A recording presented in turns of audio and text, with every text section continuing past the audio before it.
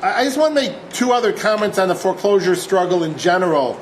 It's a very, for a long time, we were kind of the only voice out there raising the moratorium. But there have been some interesting developments recently, and I think they're worth sharing. As people know, it's a social forum. There was a large march of about 1,000 people at Chase Bank, which was for a moratorium on foreclosures. And it was the biggest march so far for the moratorium. And it brought in the unions, and it united with the farm workers, and it brought in significant sectors of the religious community. But what was important, they were all there backing a moratorium.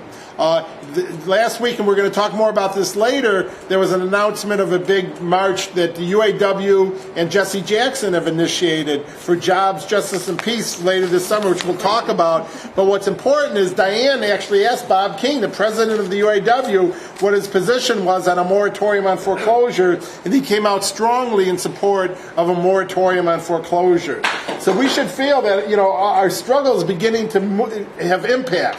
Where for a long time we were the only voice out there. It's interesting that Hanson Clark, who was the one state senator that worked with us on this campaign, now is ahead of Carolyn Cheeks Kilpatrick in the run for House of Representatives, and just called my office to say let's meet because he wants to know more about how to fight the foreclosure struggle nationally.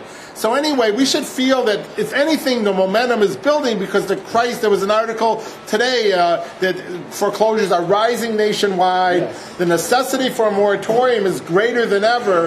And if anything, we should feel momentum is on our side. At the Social Forum, we had 3 workshops, and we met with people from all over the country that wanted to work with us on this campaign. And from Miami, Chicago, it was great. Every city, Oakland.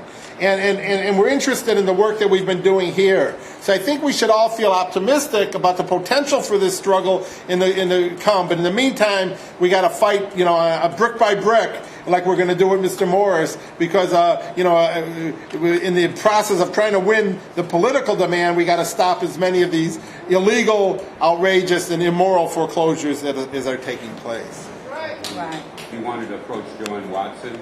I'd like to suggest that someone go to the city council meeting during the public, speaking time, and basically use it to announce our demonstration on Thursday and ask people to come to the court on Friday. I don't know if anyone can make it, but it gets televised, so. When you say it's a public comment section. When is it? Is it Tuesdays? Yeah, actually there's supposed to be a number of people down there Tuesday because they're trying to bring up the mayoral control thing again of the Detroit Public Schools. I just got an email about it. So there should be, quite a few people in the audience.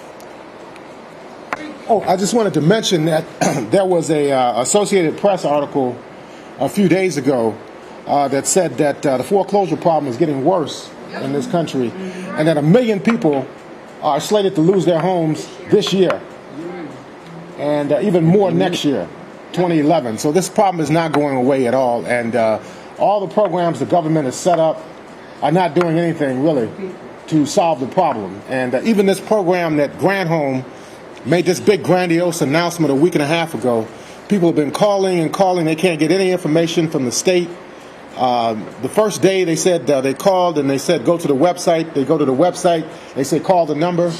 So it's like a circular scheme, more or less, that they're running.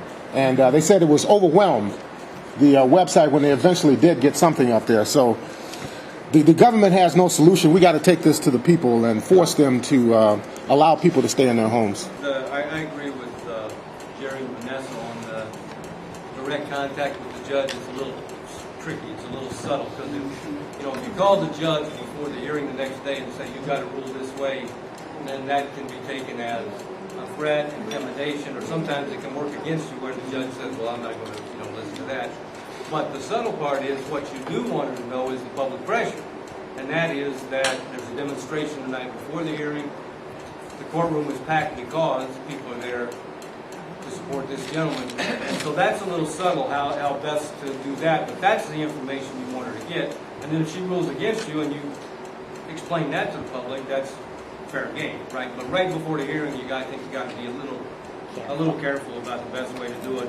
And I really do believe that this issue where if he's paid more into escrow over the past several months than the house is worth, then that's what's got to somehow be in front of the court and to the public to say, I don't know the details, but to say, hell, the house is only worth $5,000. That's what houses are going for in the neighborhood, and he's paid that much in escrow during the course of the case. Yeah. So it's insane to throw him out of the house, just apply that escrow, take the house, and give him the deed. And I mean, if you can stretch them out long enough, we've had some success with doing that. And sometimes even the title insurance companies and some of them look at it, and if you can stretch it out and raise enough hell about it, that where or the banks even will say, it's not really worth going through this anymore. But you got to make them pay a price, and so that's what this is all about. And there's no shortcut to building a movement so that when people are facing foreclosure, or when people are facing eviction after foreclosure, we're organizing people and we're out in the streets and we're fighting. And we're defending those houses, we're opposing the bailiffs, and come what may, that's what they're going to be facing. The more they try to evict people, the more we're going to fight.